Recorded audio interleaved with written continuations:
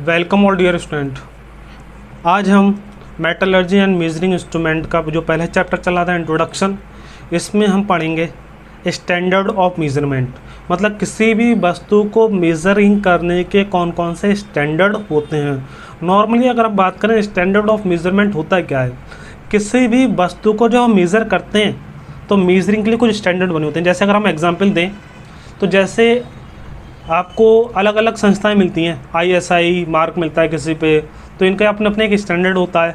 अब ये असल में होता क्या है, जैसे सबसे पहले किसी भी हम कोई भी वेट, जैसे 1 किलोग्राम आता है तो 1 किलोग्राम जो वेट बनता है हमारा, वो वेट किसी को नाप के बनता होगा। जो 1 किलोग्राम का हमारा वेट बनता है या 2 किलोग्राम का जो वेट बनता है वो किसी को नाप के बनता होगा। तो जिससे नाप के बनता है वो क्या कहलाता है, हमारा स्टैंडर्ड कहलाता है। तो जो बाट या फिर कह सकते हैं जो वेट नाप के बनते हैं वो हमारा क्या कहलाता है, स्टैंडर्ड। स्टैंडर्ड का कभी भी हम किसी भी मेजरिंग कंडीशन में यूज़ नहीं करते, सिर्फ उससे हम किसी भी इंस्ट्रूमेंट को बनाने के लिए यूज़ करते हैं स्टैंडर्ड के लिए।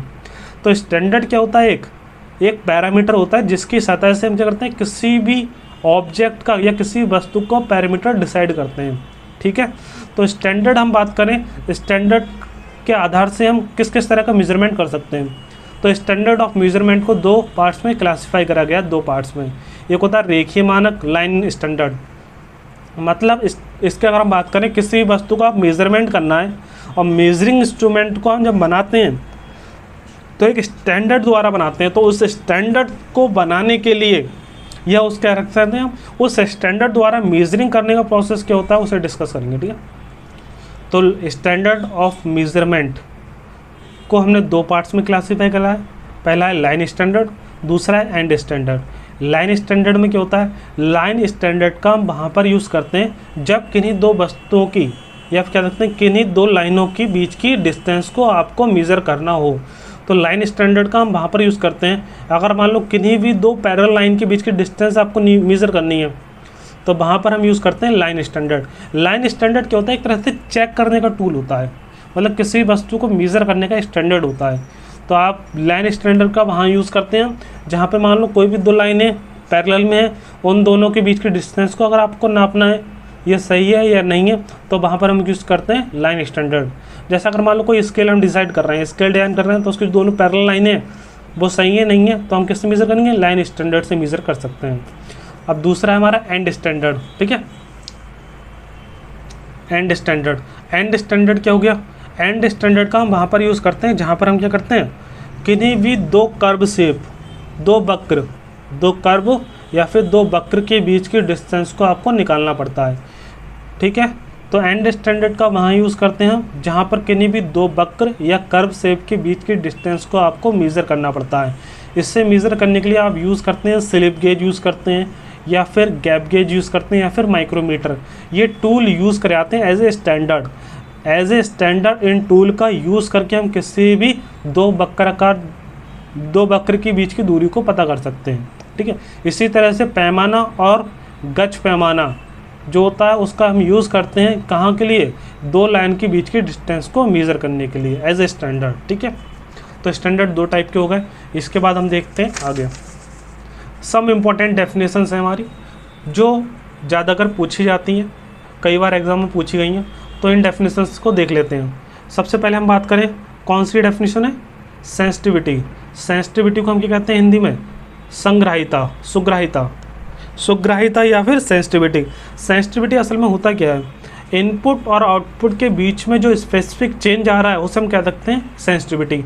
अगर मान लो किसी भी वर्क पीस को इनपुट और आउटपुट के बीच में जितना कम टाइम लगेगा आने में, मान लो किसी वस्तु को हमने इनपुट दिया और उसके आउटपुट आने में जितना ज़्यादा टाइम लगेगा, वो क्या कहेंगे हम उसे, उसकी सेंसिटिविटी उतनी कम है। जैसे आपका टच मोबाइल हुआ, टच मोबाइल पे आप क्या करते हैं, तुरंत टच करते हैं, तुरंत स्क्रीन क्या कर रही है आपकी, मूव कर रही है। तो इसका मतलब क्या है, वो बहुत सेंसिटिव है। लेकिन आपका इनपुट और आउटपुट में जितना ज़्यादा अंतर होगा वो क्या कहलाएगा, उसकी सेंसिटिविटी उतनी ही कम है। तो इनपुट और आउटपुट के बीच में जो स्पेसिफिक चेंज आते हैं, जो परिवर्तन होता है, क्या कह सकते हैं, इसके बाद जो अंतर आता है इनपुट और आउटपुट के बीच में जो अंतर आएगा वही क्या कहलाएगा, सेंसिटिविटी। इनपुट देने के बाद तुरंत आउटपुट आ गया तो सेंसिटिव है बहुत ज़्यादा, इनपुट देने के बाद आउटपुट काफ़ी टाइम बाद आया तो क्या हुआ, कम सेंसिटिव है। इसके बाद आता है एक्यूरेसी। एक्यूरेसी को हिंदी में कहते हैं यथार्थता, यथार्थता या फिर एक्यूरेसी।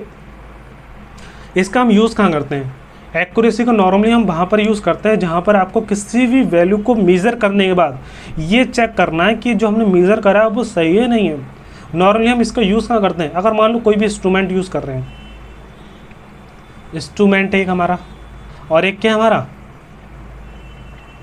स्टैंडर्ड इंस्ट्रूमेंट है। तो कई बार क्या होता है, किसी वस्तु को मेज़र करने में भी त्रुटि होती है, मापने में क्या होता है, कुछ एरर आ जाती है। तो जो एरर आती है उसी को हम कहते हैं एक्यूरेसी। जितनी कम एरर आएगी उतनी एक्यूरेसी अच्छी है।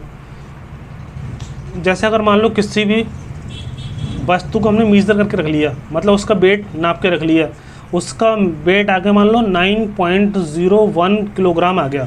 वेट कितना आ गया? 9.01 किलोग्राम। लेकिन आपने किसी और से नापने को कहा, आपकी ओरिजिनल वैल्यू कितनी है? 9.01 किलोग्राम। किसी और से आपने नापने को कहा, उसने वैल्यू कितनी नापी? 9 किलोग्राम। मतलब आपका रियल मान क्या है? True value. ट्रू वैल्यू जो आपकी इस वस्तु का जो वेट है ट्रू 9.01 किलोग्राम। लेकिन आपने जो मेज़र करने को दिया किसी को, तो उसने मेज़र कितना करके दिया? 9 किलोग्राम। तो इन दोनों के बीच की अगर हम बात करें एरर कितनी आ गई? 0.01। तो देखो हम फॉर्मूला होता है एक्यूरेसी का, मेज़र वैल्यू कितनी होगी? 9 किलोग्राम माइनस रियल वैल्यू या फिर ट्रू वैल्यू। मतलब जो आपका मेज़रमेंट वैल्यू है ये ज़्यादा भी हो सकता है, जरूर नहीं 9 आए, ये हो सकता है 9.02 नाप ले या 9.03 नाप ले। तो जो आपके मेज़रमेंट वैल्यू आया वो माइनस जो ट्रू वैल्यू है वो, उन दोनों का डिफरेंस अपॉन ट्रू वैल्यू गुणा कर देते हैं 100 से। तो परसेंटेज में आपको त्रुटि पता चल जाती है कि कितना त्रुटि या फिर कितने % उसकी एक्यूरेसी है। एक्यूरेसी अच्छी होगी तो ज़्यादा मान आएगा, एक्यूरेसी कम होगी तो कम मान आएगा। ठीक है, तो ये आपका प्रोसेस होता है एक्यूरेसी को चेक करने का। इसके बाद करें सेंसिटिविटी हो गया, एक्यूरेसी हो गया। इसके बाद हम देखेंगे बारंबारता क्या होती है। बारंबारता, ठीक है, देखो बारंबारता क्या होती है। बारंबारता एक टेक्निकल टर्म होता है, इसका हम यूज़ करते हैं। जैसे अब कोई भी हमारा टूल है, उसमें आपने क्या करा, किसी वस्तु मतलब किसी स्केल से आपने क्या करा, मान लो स्केल है, इस स्केल से आपने किसी वस्तु की वैल्यू नापी, ठीक है, मेज़र कर ली, और मेज़र करने के बाद एक बार दोबारा चेक करके देखा, तो आपने देखा दोनों वैल्यू क्या आ रही हैं? सेम आ रही हैं। तो इससे क्या कहेंगे? रिपीटेबिलिटी। मतलब जैसे हमने पहले मेज़र करा वैसे ही अब आया, तो क्या है इसका मतलब? रिपीट हो रही है वैल्यू, तो सेम आ रही है, इसका मतलब होता है। जैसे अगर मान लो कोई भी आपकी इलेक्ट्रिक वेव होती है, इलेक्ट्रिक वेव क्या होती है? इलेक्ट्रिक वेव को आपको चेक करना है, उसका आयाम चेक करना है, उसका तरंग दैर्ध्य चेक करना है किसी वेव का। तो आप चेक करेंगे उसके एक तरंग दैर्ध्य में कितना टाइम लगा, फिर अगली तरंग दैर्ध्य में कितना टाइम लगा, फिर अगली तरंग दैर्ध्य में कितना टाइम लगा। अगर ये सब क्या आ रही है, बार बार समान आ रही है, तो आप क्या कहेंगे? कौन सा प्रोसेस चल रहा है? यहाँ पर रिपीटेबिलिटी प्रोसेस चल रहा है। तो यहाँ पर रिपीटेबिलिटी हो रही है, ठीक है, बारंबारता कहते हैं इसे। और इसके बाद है सूक्ष्मता, यह कहते हैं प्रिसाइज, कितनी प्रिसाइज है। तो प्रिसाइजन या फिर हम कहते हैं सूक्ष्मता क्या होती है? अगर मान लो किसी भी वैल्यू को हम मेज़र कर रहे हैं, मतलब किसी भी आपको अननोन पैरामीटर को मेज़र करने पे उसकी विद एक्यूरेसी और विद रिपीटेबिलिटी, ये दोनों प्रोसेस हो रहे हैं। मतलब हम क्या कर रहे हैं, किसी ऑब्जेक्ट का मान लो कोई वेट है 9.03 किलोग्राम, और आपने नापा 9.03 किलोग्राम, आपको एकदम सही से आपने स्टैंडर्ड टूल से नापा, एक्यूरेसी के साथ बहुत अच्छे से नापा, जिसमें एक्यूरेसी भी आपकी अच्छी आ रही है, और बार बार वही वैल्यू बाद में क्या हो रही है? रिपीट हो रही है, बार बार आपने नाप के देखा। तो इसका मतलब क्योंकि बार बार वही पाठ्यांक आएगा, तो इसे हम कहेंगे कितनी सूक्ष्मता है, मतलब प्रिसाइज है। जैसे आप कहते हैं कोई भी अगर मान लो आपकी वैल्यू बार बार वही है, तो उसे हम कहते हैं कितना प्रिसाइज है। प्रिसाइज का मतलब होता है एक तरह से हम छोटी से छोटी सी वैल्यू को भी हम क्या कर लें? मेज़र कर लें, तो हम कहते हैं सूक्ष्मता, प्रिसाइजन। ठीक है, विद एक्यूरेसी एंड रिपीटेबिलिटी के साथ, एक्यूरेसी और रिपीटेबिलिटी के साथ हम कोई वैल्यू को बार बार मेज़र करने पर वही पाठ्यांक मिले हमें या वही रीडिंग आए, तो हम कहते हैं प्रिसाइजन। ठीक है, कैलिब्रेशन क्या होता है? कैलिब्रेशन की अगर हम बात करें तो कैलिब्रेशन क्या होता है? कैलिब्रेशन एक ऐसा प्रोसेस होता है जिसमें हम क्या करते हैं, किसी भी मेजरिंग इंस्ट्रूमेंट को चेक करते हैं कि वो सही से चल रहा है या नहीं चल रहा है। अगर मान लो हम कोई भी स्केल यूज़ कर रहे हैं या माइक्रोमीटर यूज़ कर रहे हैं, माइक्रोमीटर जो डायमीटर मेज़र करने के लिए यूज़ हो रहा है, तो वो डायमीटर बार बार मेज़र कर रहा है, तो हमें बार बार मेज़र करने के बाद हो सकता है किस टूल क्या हो जाए, बेकार हो जाए, थोड़ा बहुत ख़राब हो जाए, तो हम क्या कर देते हैं, एक स्टैंडर्ड रखते हैं। स्टैंडर्ड मतलब एक ऐसा माइक्रोमीटर रखते हैं जिसका हम मापने के लिए यूज़ नहीं करते हैं, सिर्फ इंस्ट्रूमेंट को नापने के लिए चेक करते हैं। मतलब जो इंस्ट्रूमेंट बनाए हैं हमने, जिनका यूज़ कर रहे हैं, उसे चेक करने के लिए यूज़ करते हैं, वो हम कहते हैं स्टैंडर्ड।